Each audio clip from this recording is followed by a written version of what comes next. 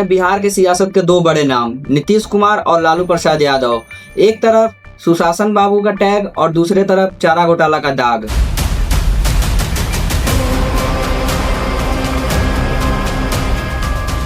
दोस्तों, एक तरफ लालू यादव का चारा स्कैम जो कोर्ट में प्रूव हुआ और उनको जेल हुई, दूसरी तरफ नीतीश कुमार के खिलाफ allegation.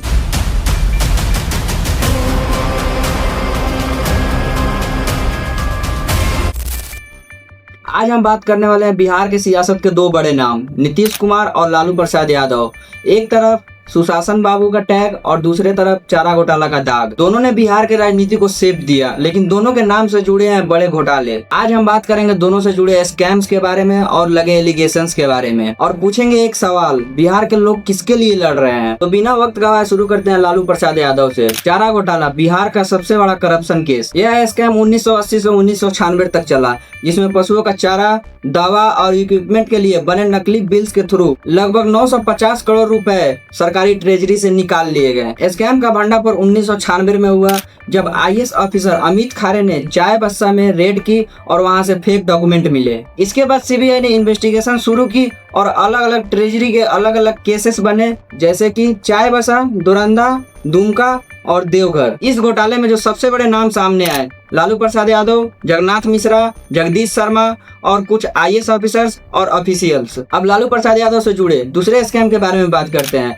Land for jobs scam. 2004 से 2009 के बीच लालू प्रसाद यादव रेलवे मंत्री थे, तो कुछ लोगों को ग्रुप डी सब्स्टिट्यूट का पोस्ट बिना किसी को बताए दे दिया गया। उन लोगों से मांगा गया कि जॉब्स के बदले वो जमीन ट्रांसफर कर दे लालू यादव का परिवार या उनसे एसोसिएटेड लोगों के नाम पे। इसमें जो नाम शामिल थे, लालू प्रसाद यादव, राबड़ी देवी, मीसा भारती, हेमा यादव और कुछ रेलवे ऑफिशियल्स। अब बात करते हैं नीतीश कुमार पे लगे एलिगेशंस के बारे में। 11,412 करोड़ का मेगा स्कैम केस। 2010 में नीतीश कुमार और उनके डिप्टी सीएम सुशील मोदी के साथ 19 मिनिस्टर्स के अगेंस्ट एक केस फाइल हुआ था, जिसमें आरोप था कि 2002 से 2008 के बीच वेलफेयर स्कीम्स जैसे मनरेगा, हेल्थ, इरिगेशन और रोड कंस्ट्रक्शन में बड़ा करप्शन हुआ है, जिसका अमाउंट लगभग 11,412 करोड़ है। हालांकि केस अभी भी कंट्रोवर्सी का सब्जेक्ट है और इसको एलिगेशन के तौर पे देखा जाता है। अब दूसरी केस के बारे में जानते हैं।